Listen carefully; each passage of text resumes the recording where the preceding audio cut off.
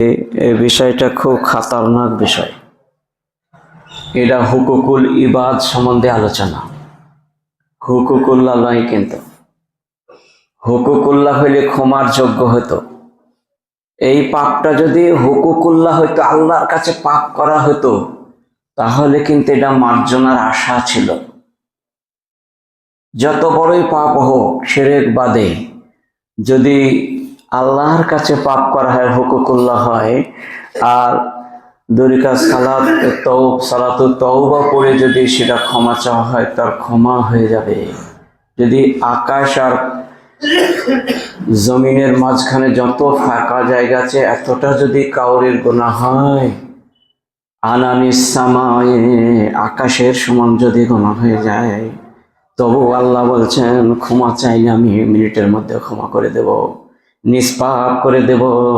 কিন্তু আজকের যে টপিকটা আমি আলোচনা করব, আজকের যে বিষয়টা আজকে আলোচনা হবে, এটা ক্ষমার যোগ্য নয়। আল্লাহ বলছেন জীবনে যদি একবার একটা কথাও যদি এটা বলো, ওটা আমি ক্ষমা করব না। সারা জীবন যদি তুমি মাথা ঠুকরে, তবু আমি মাফ হবে না। এটা হচ্ছে হুকুকুল ইবাদ, বান্দার হক। এটা যতক্ষণ পর্যন্ত বান্দার কাছে ক্ষমা না চাইবে, ততক্ষণ আমি ক্ষমা করব না। এটা আল্লাহর কথা। ইন্নী হারামতু যুলমা, আমি জুলুম করাকে, অত্যাচারকে হারাম করে নিয়েছি, সেজন্য ওটা ক্ষমাযোগ্য নয়, ক্ষমাই হবে না ওটা যতই হোক। কিন্তু এই পাপটা সবাই আমরা কম বেশি করি, প্রায় নরনারী সবাই এটাকে জড়িত। কেউ বলতে পারবে না যে পাপটা আমি করিনি, একদিনও করিনি, এরকম মুখে কোনো মানুষের পাওয়া যাবে না।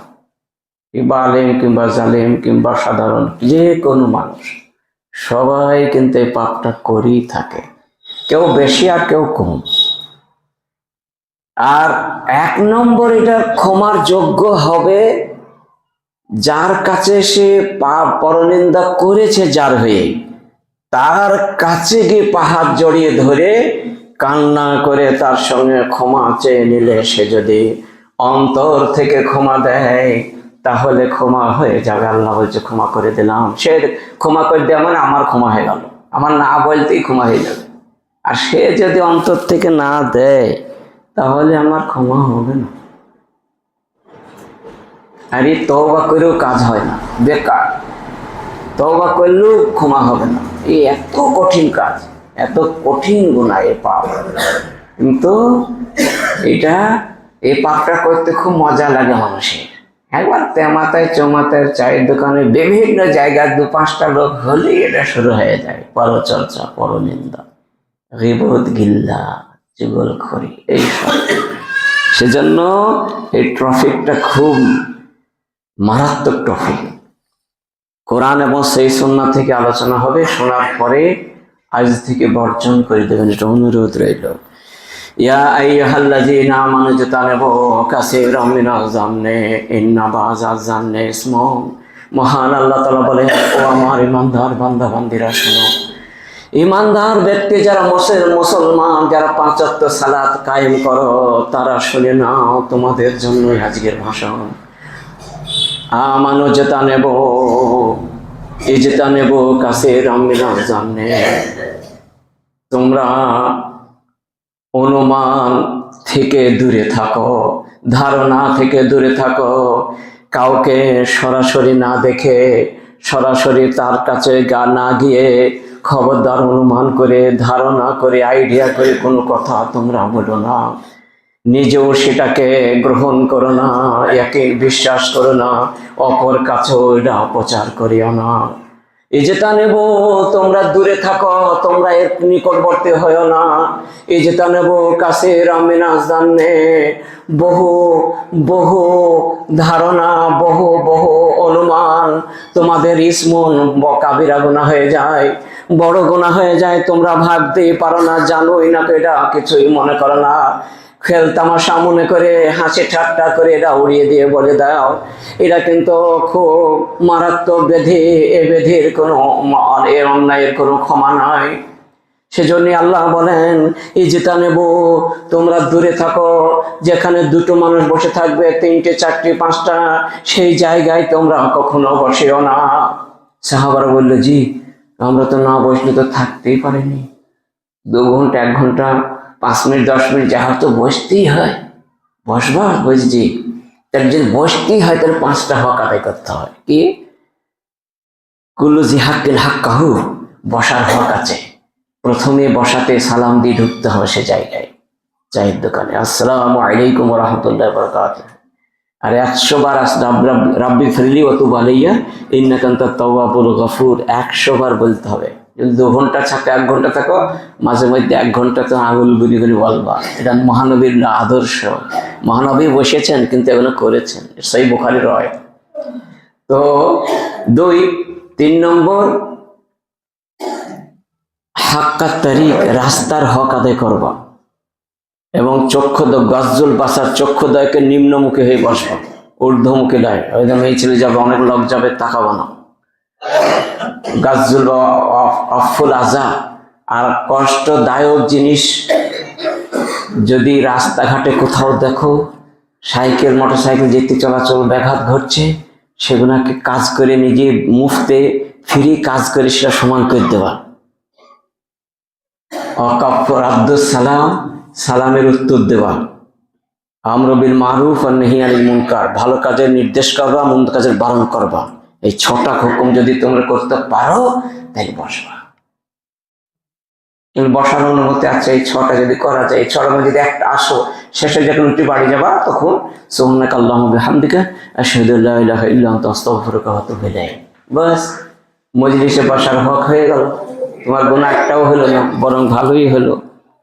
এই হক গুনাহ হলে বসা যাবে, তাছাড়া না। তারপর 2 নম্বর ওয়ালা তাজাসসু, আর খবরদার খবরদার কাউরের গোপন দোষগুলাকে তোমরা খুঁজে বেড়াইও না। কার গোপনে দোষ আছে, গোপনে অন্যায় করেছে, গোপনে সেইগুলাকে তোমরা দোষগুলাকে খুঁজে খুঁজে বের করে মানুষের কাছে বলে বেড়াইও না। এটা তোমাদেরকে নিষেধ করা হলো। কে বলছে? মহান আল্লাহ তাআলা। ওয়াজা তাজাসসু, খবরদার এরকম জাসুসি কাজ করবে না। ওয়ালা ইয়াগতাব বাযুকুম বাযা, আর খবরদার ওয়ালা ইয়াগতাব বাযুকুম বাযা, এক অপরের পরনিন্দা করবা না, গীবত করবা না, পিছনে কথা জীবনেও বলবা না। ওয়াইন কতিলতা হুররিকতা, কেউ যদি তোমাকে করার দিয়ে খণ্ড করে দেয় তবুও গীবত করবা না। হুররিকতা, আগুনে জ্বলিয়ে যদি পুড়িয়ে ছাই করে ফেলে দেয় তবু কাউরের পিছনের কথা বলিও না। কে বলছে? এটা মহানবী বলছেন। আর আল্লাহ বলছেন ওয়ালা ইয়াগতাব বাযুকুম বাযা, খবরদার তোমরা মানুষের আর এক মানুষের সমালোচনা করবা না, কোথাও না। যদি কোনো জায়গায় হচ্ছে সমালোচনা, সেখান থেকে চট করে ঘুরে চলে আসবেন, বাড়ির দিকে চলে যাবো, কাঁথা মধ্যে শুয়ে পড়বো। দেখবা যদি শুনছে না, একটু বারণ করবা, যদি শুনলো না বা সেখান থেকে পালাবা, সেখানে স্থান নেবা না। তাই এই আয়াতে 3টে কথা কিন্তু উচ্চারণ করা হয়েছে। একটা হচ্ছে অনুমান করাটাও গুনার পাপ, বড় পাপ। 2 নম্বর কি বলা হয়েছে? যে গোপন তথ্য তোমরা খুঁজে খুঁজে বের করেও সামনে বলে যায়, উপস্থাপন করা, এটাও করবা না। আর 3 নম্বর, তোমরা পরনিন্দা কাউরের পিছনে কথা বলে, ভালো হলো মন্দ হলে বলবা না। ভালো কথা যদি জানো তার তারিফ হয় যদি খুব, তাহলে বলবা, তাহলে নাকি আছে। আর যদি বদ তারিফ হয় তাহলে তার আলি যাবো না। এটা আল্লাহ বলছেন, এটা আমি নিষেধ করলাম তোমাদেরকে। আর ভালো তারিফ যেন সামনে করবা না, পিছনে করবা, খুব নেকি হবে। তারপর কি বলা হলো? ওয়ালা ইয়াগতাব বাযুকুম বাযা আইয়ুহিব্বু আইয়াকুলা লাহমা আখিহি মাইতান ফাকারিহতুমুহু আইয়ুহিব্বু আহাদুকুম, তোমাদের মধ্যে কেউ কে এটা ভালোবাসো, এটাকে পছন্দ করো, এটা কি তোমাদের আনন্দ হয়? আইয়ুহিব্বু আহাদুকুম আইয়াকুলা লাহমা আখিহি, আপন ভাইয়ের, মরা ভাইয়ের মাংস কেটে কেটে নিয়ে খান খান করে আর আগুনে দেবচি চড়িয়ে রান্না করে ওটা খেতে খেতে তোমরা খুব আনন্দ পাবা। এটা কি ভালো হবে? এটা কি তোমাদের ভালো লাগে? আয়ো আল্লাহ নিজেই বলছেন আয়ো হেব্বু, তোমরা কি আনন্দ পাবে? লাহাম আখি হে লাহামুন মানে গোশত, আখির মানে আপন ভাই, আপন মা আপন বাপ, সেই সহোদর ভাইকে বলা হচ্ছে সে মরে গেছে, মরার সামনে পড়ে আছে, আর তুমি জবাই করে খান খান করে কেটে আগুনে চড়িয়ে খাচ্ছ। এটা কি তোমরা ভালোবাসো? এটা আল্লাহ নিজেই বলছেন আয়ো হেব্বু আহাদুকুম আইয়াকুলা লাহামা আখিহি ফাকারিহতুমুহু। আল্লাহ নিজেই আবার উত্তর দিচ্ছেন তোমরা অবশ্যই এটা অপছন্দ করো, এটা মহব্বত করো না, এটা খেতে তোমাদের আনন্দ হবে না, এটা ভালোবাসো না। যত শত্রুই হোক না কেন, যদি আপন ভাই হয় আর সেদি মরে যায় আর তাকে ওই রকম দোপ দিয়ে আগুনে চড়িয়ে ভেজে ভেজে খাওয়াটা কোনো ভাই খাবে না। যত শত্রু হয় এটা তোমরা আমি জানি, যাতে এক রক্ত আমি সৃষ্টি করেছি, একটা রহমত জগতে আমি দান করেছি, ওই রহমতটার বিনিময়ে সে করবে না।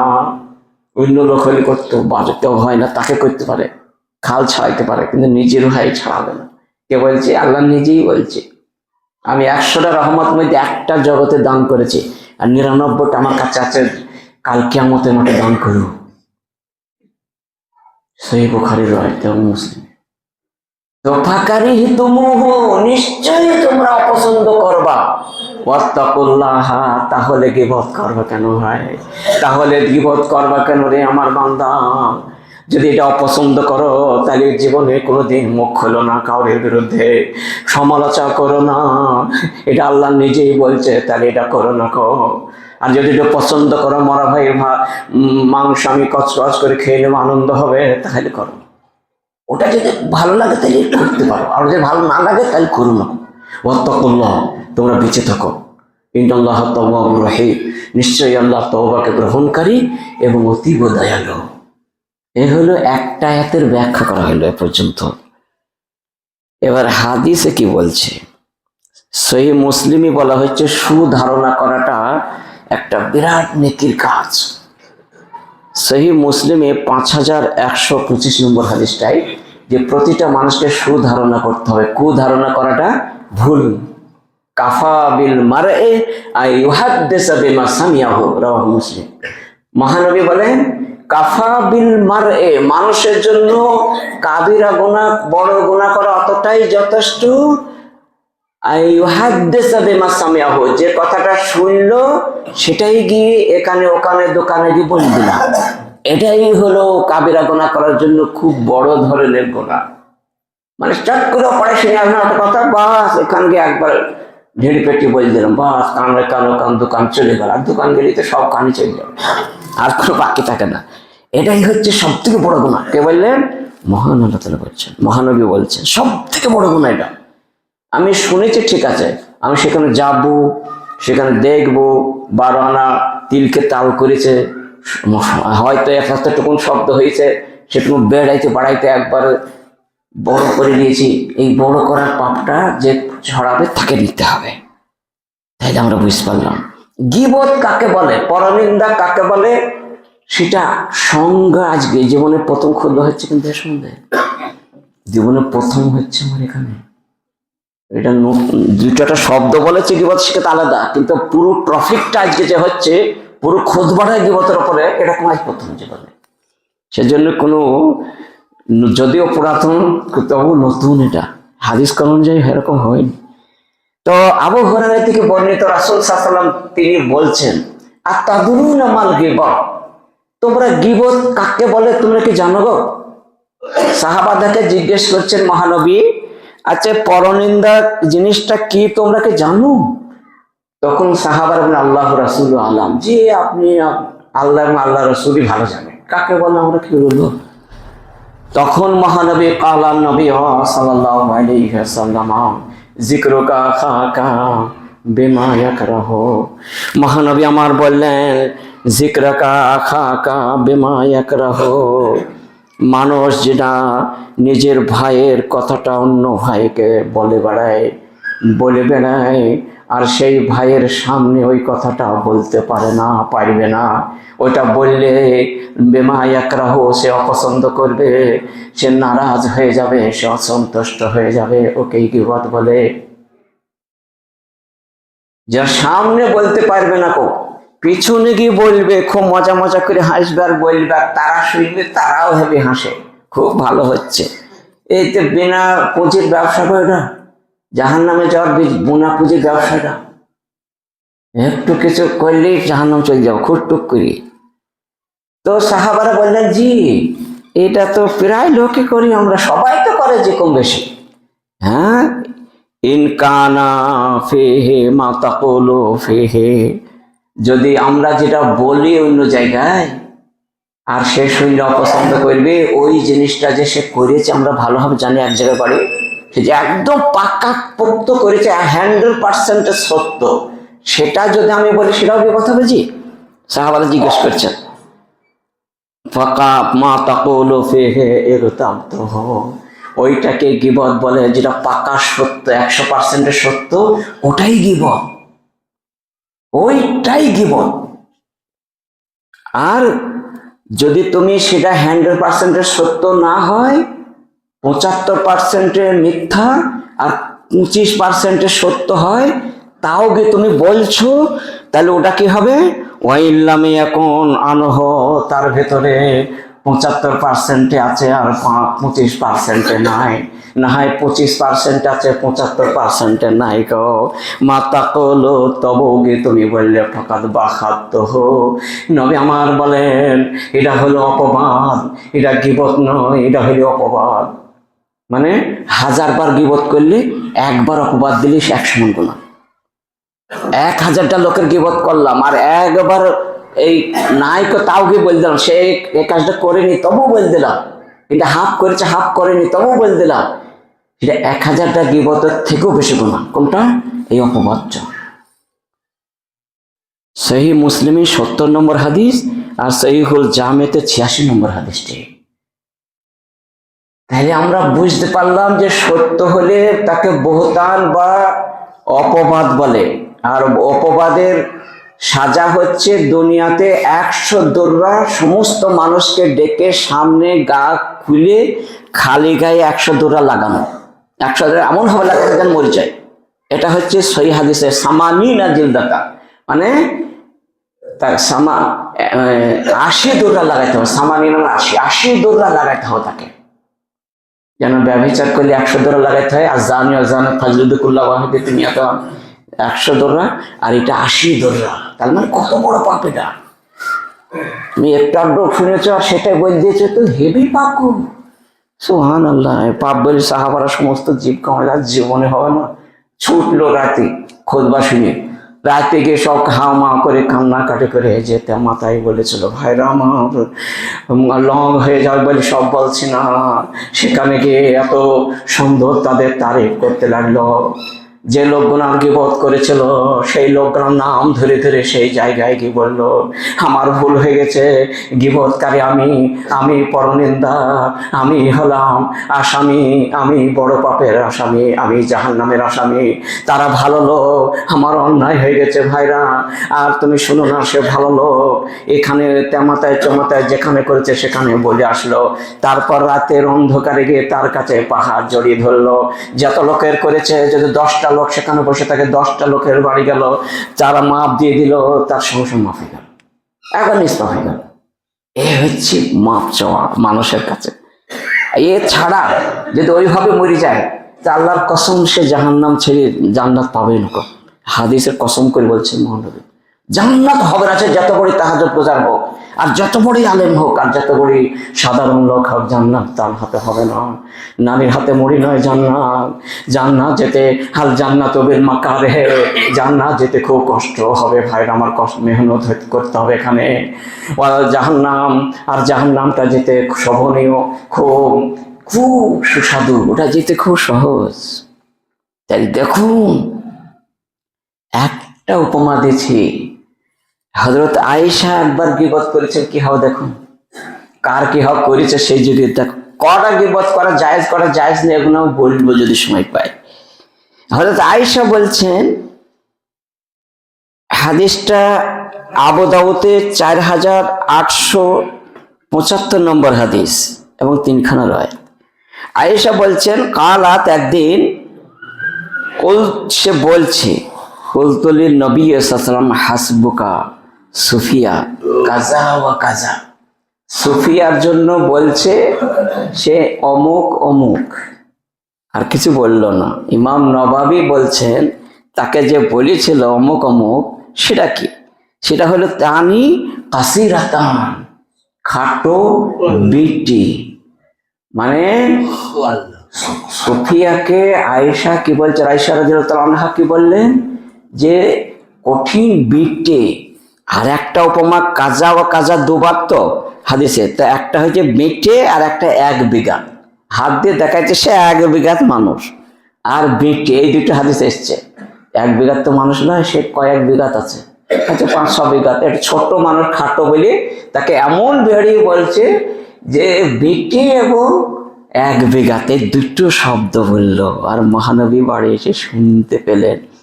লাকাদ কুলতে, আয়েশা যে কথা তুমি আজ বললে রে, কালেমাতান, এমন কথা তুমি বললে, হায় হায়। লাউ মুজেহা বেহাল বাহারো লামজে জাত হো, যদি এই সমুদ্রে প্রশান্ত মহাসাগর, যদি এই তোমার এই কথা, একটা কথা হয়, যদি একটা বিটে আর একটা খাটো, যেটা বললে বিটে আর একটা বললে 1 বিঘাতে, এই দুটো কথা যদি সমুদ্রের পানিতে ফেলে দেওয়া হয়, তাহলে ওই পানিটা সমস্ত কালো হয়ে যাবে, ওই পানিটা দূষিত হয়ে যাবে, ওই পানিটা আর কেউ গ্রহণ করতে পারবে না। এত বড় পাপ তুমি করলে জগতে, এই পাপের কোনো ক্ষয় নাই, লয় নাই, এই পাপের ক্ষমা নাই। তুমি তাড়াতাড়ি সুফিয়ার কাছে যাও, ক্ষমা চেয়ে নিয়ে এসে পাহাড় জড়িয়ে ধরবা। যতদিন ক্ষমা না দেবে ততদিন পা ছাড়বা না, তবেই তোমার রেহাই নাই হবে না। সঙ্গে সঙ্গে সুফিয়ার কাছে গিয়ে ক্ষমা চাইতে চাইতে সে ক্ষমা দেয় না। আমি বলে ফেলেছি ওই বোন, যেমন করি হোক ক্ষমা দিতেই হবে। দিতে দিতে ক্ষমা দিয়ে ফেললো, তবেই আয়েশা জান্নাত, নাই জান্নাত যা মুশকিল ছিল। কে নবী সাহেবের স্ত্রী গো, আজীব ইনসান। তাই দেখো, এত সামনাসামনি পেল না, হইলো আমাদের কথা কেউ শুনবে না। আর এখন তো কেউ করবো না এসব কাজ। যে জান্নাত যার আশা আছে সে করবে অবশ্যই। এই হলো একটা হাদিস। তার কত বড় দেখুন, একটা গীবত করলো ছোট যেন, তা কত বড় জিনিসটা হয়ে গেল। সমুদ্রের পানিতে একটা ডোলায়, আর 7টা সমুদ্রের মধ্যে সব থেকে যেটা বড় সেটা নাম করেছে, বেশি পানি যেটা। লা ইয়াদখুলুল জান্নাতা কাত্তাতুন, মহানবী বলেন যারা পরচর্চা, পরনিন্দা করে, সমালোচনা করে মানুষের পেছনে, তারা জীবনে জান্নাত পাবে না। লা ইয়াদখুলুল জান্নাতা কাত্তাতুন, সহিহ মুসলিমের এই হাদিসটা বর্ণনা করা হয়েছে যে জীবনেও সে পাবে না। ওয়াহিয়া নাম্মাম, সেই মুসলিমের নাম্মাম শব্দ এসেছে, মানে সে পিছনে কথা বলা। এবং সহিহ বুখারীতে এই হাদিসটি 6056 নম্বর হাদিস। জান্নাত জীবনেও পাবে না, সে যত বড়ই যা কিছু আবেদ হোক না কেন, সে হবে না। কি কঠোর! আর আমরা কি সহজ ভাবে এটা আলোচনা করি, কিছু মনেই করিনি, মনে করি এটা পাপই লাইক বাসে আজীব ইনসান। তো এই হলো। আর কটা জিনিস আমরা করতে পারি, গীবত কিছুটা করা বৈধ আছে, কিটা অবৈধ, কোনটা কোনটা বৈধ দেখুন, বলবো সব হাদিস ক্রম দিয়ে বলবো, কিন্তু হাদিস ক্রম বলতে গেলে দেরি হয়ে যাবে। কয়েকটা বিষয়ে অনুসন্ধান করা যায় যাচ্ছে, পিছনে দোষ খুঁজে বের করে বলা যায় যাচ্ছে। কটা কি কি সেটা বলছে। প্রথম নম্বর, ছাত্র শিক্ষার্থীকে শিক্ষক করতে পারে। হ্যাঁ, যেমন আমি মাদ্রাসায় আছি, কোনো মাদ্রাসায় আমি অপ্রীতিকর ঘটনা ঘটলো, আমি বুঝতে পারলাম, কেউ বললো, এবার আমি নিজেকে বিশ্বাস করলাম না, এবার তার পিছনে সিআইডি লাগালাম, আমি নিজেও লাগলাম, আমি কোনো ছেলেকে দিয়েও লাগালাম, দিয়ে খোঁজটা ভালো হবে, খোঁজটা নিলাম, তথ্যটা নিলাম, নিয়ে বুঝতে পারলাম যে তাকে একলা ডেকে লিখে এটাকে তাকে বলি সুন্দর করে সেটাকে ছাড়িয়ে দিলাম, এটা নাকি পাওয়া যাবে, এই গীবতটা নাকি পাওয়া যাবে, এই দোষটা খুঁজে বের করা যায় যাচ্ছে। আর যদি বলি সে তার দোষটাকে, মানে তাকে সংশোধন করার জন্য, তাকে সে সংশোধন হয়ে যাবে, ভালো হয়ে যাবে, তার জন্য বের করে এটা হবে। যেমন ইমাম বুখারী বহু লোক হাদিস বর্ণনা করতো, জাল জয়ীফ সব কিছু, ভুল ভাল মিথ্যা সব। ইমাম বুখারী সবাইকে খুঁজতে লাগলেন, খুঁজে বের করে যেগুলো জাল জয়ীফ তাদেরকে সাজা দিতে লাগলেন। এই নবী সাহেব বললেন এই কথাটা তো বললে, হ্যাঁ, যে তাকে প্রচুর সাজা দিয়ে শেষ করতে হয়েছে। এটা না দিলে এই সহিহ হাদিস পাওয়া যেত না। 6 লক্ষ জাল হাদিস বেরিয়েছিল। আব্দুল করিম আল ওয়াজ্জা বলে একজন ছিল, আর আবু সাঈদ বলে তাকে শুলি দেওয়া হয়েছিল, শুলিতে মেঘ দেওয়া হয়েছিল। এগুলো না করলে কয়েক হাজার, 6,000 হাদিস জাল করেছিল দুইজনে। তাহলে ওই জাল হাদিস আমাদের চলতো যদি ওখানে শেষ করে না হতো, তো খুঁজে বের করে শেষ করা হয়েছে, এটা জায়েজ। নম্বর 2, বাপ বেটার জন্য জায়েজ আছে। বেটা অসৎ পথ অবলম্বন করছে, খোঁজ নিয়ে তাকে সংশোধনে আনতে হবে, এটা গীবত জায়েজ আছে। ছেলে মেয়ের গীবত বাপে করতে পারে। কফু মানে হচ্ছে বিবাহ বন্ধনে আবদ্ধ হওয়ার জন্য কেউ এসেছে, সত্য কথা বলতে হবে, তো মিথ্যা কথা বললে গুনাহ হবে, গীবত হবে। সত্য কথাটা বলতে হবে। যে কফু মানে হচ্ছে যে যেমন লোক তার সেমন মিলছে কি না সে দেখতে হবে, যদি না হয় তাহলে বলতে হবে, যেটা মিলবে না তোমার, এটা কোনো পাপ নেই। ফয়সালা যখন হবে, কোনো একটা বিচার হবে, তুমি সত্য কথা বলতে হবে, সামনে হোক পিছনের কথাও সত্য হলে বলতে হবে, এতে কোনো পাপ নাই। কোনো ব্যক্তি দেখা যাচ্ছে যে আমি আসছি দেবগ্রাম থেকে, আর ওই মাঠে অন্ধকার অমাবস্যার রাত্রিতে যে কজন লোক বন্দুকধারী আছে, এক কালো বড় ডাকাত বলে সে ওখানে আছে, আর অমুক জন আসছে তাকে খুন করবে, আমি বুঝতে পারলাম। তা আমি গিয়ে তার বাড়ি তাদের বললাম যে ভাই তুমি ওই রাস্তায় যেয়ে আজকে বের হবো না, তোমার লেগে খুন করলে করে দেরি আছে, সে বেঁচে গেল, এটা জায়েজ আছে। এরা কোনো গুনাহ নাই, বরং নেকি হবে। কোনো নেতা নেত্রী, রাজনৈতিক নেতারা জায়গার সমানে দোষ দেয়াদি করে, যে ভাষণ দিলে এর দোষ হোক এর দোষ হোক, আছে না আছে, এবং ওদের কথাটা বললে কোনো অন্যায় হবে না, যেভাবে মার্জিত ভাষায় সেই রকম ভাবে যেন খুব একটা কিছু না হয়। ফাসিক লোক যে দিনদার লোককে হেও করছে, সেরও জায়েজ আছে। এই কটা জায়েজ, বাকি আদার্সে জায়েজ। ফাতেমা বিনতে জায়েশ, ফাতেমা বিন, এই লোকটাকে একটা বিবাহ বন্ধনের কথা দেখো, ফাতেমা বিনতে জাহাস, ফাতেমা বিন জাহাস, এই লোক মেয়েটা বলল যে নবী সাহেবের কাছে গিয়ে যে মুআবিয়া আর আবু জাহাম দুটো প্রস্তাব এসেছে, দুটো লোকের মধ্যে কোনটা ভালো, কি হবে আমার ব্যবহার জন্য, তাহলে আপনি একটু বলুন না। দিন নবী সাহেব বললেন, আরে আবু জাহাম তো, ও মুআবিয়া তো খুব দরিদ্র মানুষ, ও নিদানের দিনায় কিছুই হবে না, ও কিছু করতেও পারে না, ওর দ্বারা ওটা ভালো বুঝছিনি। আর আবু জাহাম হচ্ছে সবসময় লাঠি চার্জে মানুষ, সবসময় খুব মানুষকে মারে, ওটাও ঠিক না। তো আমি তোমাকে একটা পরামর্শ দিচ্ছি, উসামা বিন সাইদকে বিয়ে করা ভালো হবে। নৌসাদ যখন দুটোকে ওভারটেক করে দিয়ে তার সাথে যেটা সামঞ্জস্য হবে, ভালো হবে, সেটা বলবে, তার বিয়ে হয়ে গেল। সেই মুসলিমের হাদিস। তাহলে এটা গীবত জায়েজ হয়েছে। বিয়ে শাদিতে যেন অন্যায় করি, বেশি বেশি করে বেড়ে কিছু না বলা হয়, যেটা হবে সেটা।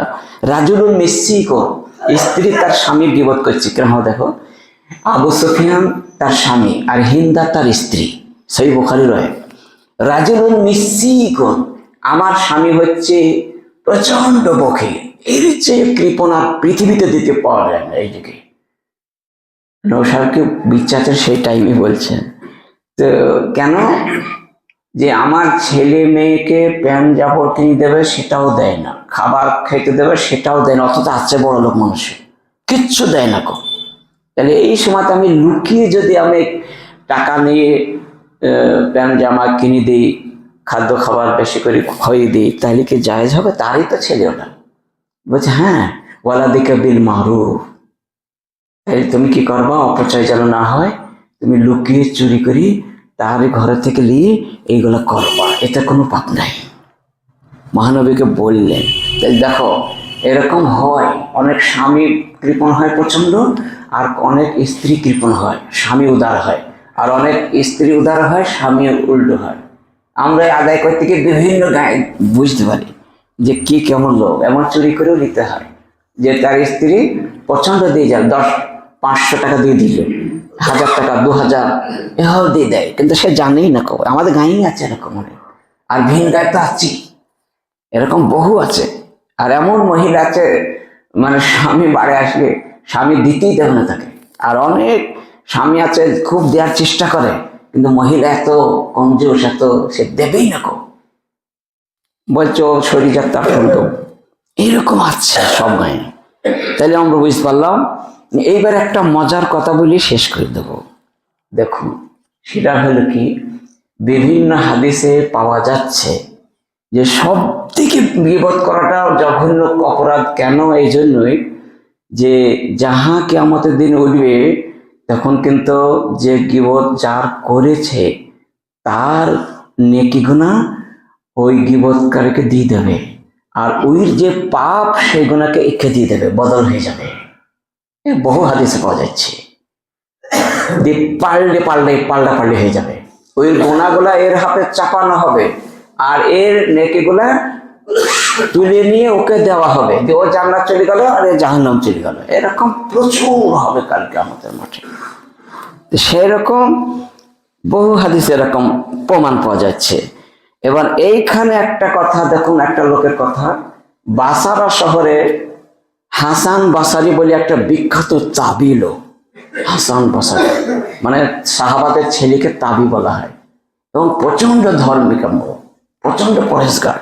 ইনি একদিন শুনলেন হঠাৎ করে, এত ভালো লোক ওই যুগে ছিল না, হাদিস কোন যা পাওয়া যায়।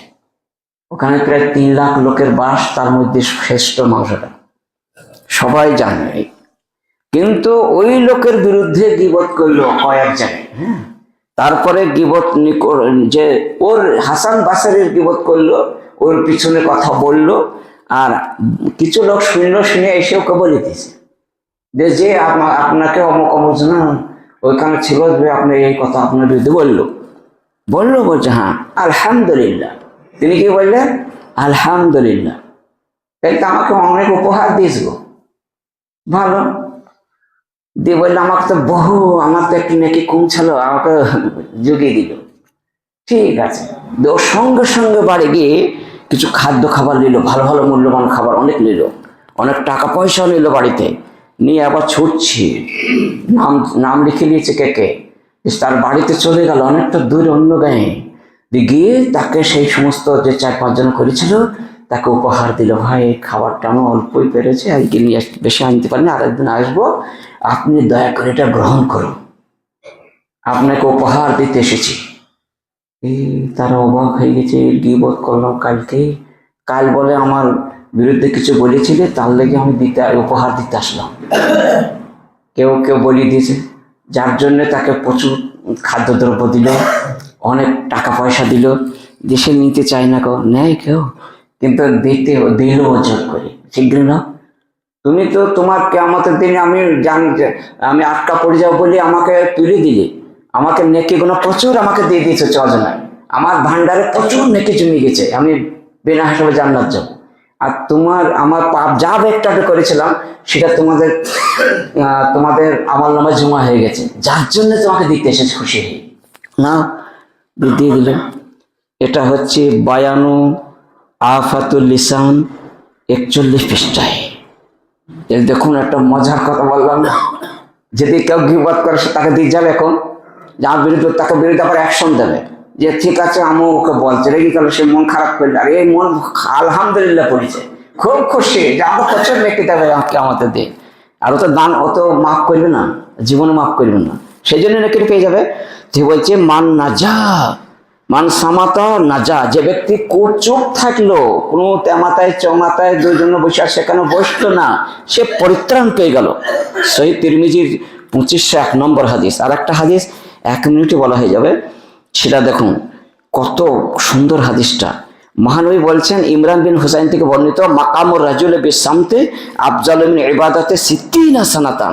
মহানবী বলছেন, মানে পিছনে কথা বলার থেকে বন্ধ করাটা এবং সেখানে একাগ্রিক বাস করাটা আফজালু মিন ইবাদাতে, 60 বছর লাগাতার ইবাদত বন্দি করে যতটা নেকি হয় তার থেকেও নাকি বেশি হবে চুপ থাকলে পারে। আফজাল ইবাদাতে 60 সানাতান, সহিহায় 902 নম্বর হাদিস। যাই হোক, শুনলেন কোরআন এবং সহিহ সুন্নাহ থেকে প্রচুর আলোচনা করা হলো, এটাই যথেষ্ট জীবনের সেজন্য আজ থেকে আমরা কন্ট্রোল করব, লাগাম দেব, চক্ষু আমাদের মুখকে লাগাম দিয়ে রাখবো। মহানবী বলেছে আকসার মায়াদ হলো নারা, অধিকাংশ মানুষ জাহান্নামে ঢুকবে এই মুখের দ্বারাতে। ওয়াল ফামু ওয়াল ফারাজ, আল্লাহ জাস্তানে জানতে, এই দুটোকে আমরা কন্ট্রোল করে চলতে পারলে ইনশাল্লাহ ফাঁকে মুশে সকলেই জান্নাত চলে যাব। আর কি যাদের যেমন বড় ধরনের হয়ে গেছে, সেই অনুরোধ রাখছি, রাতের নিরিবিলি জায়গায় একাকী অন্ধকার রাতে তার কাছে গিয়ে ক্ষমা চেয়ে নেবো আমরা ইনশাআল্লাহ। ক্ষমা চাইলে আমাদের কেউ বুঝতেও পারবে না, অথচ নিষ্পাপ হয়ে যাব। আল্লাহ যেমন সকলকে ক্ষমা চেয়ে এই আমল থেকে বিরত রাখার চেষ্টা করে আমরা সারা জীবন যেন এরকম করি, যেন আমরা নিষ্পাপ হয়ে জান্নাতমুখী হতে পারি। আল্লাহুম্মা আমিন।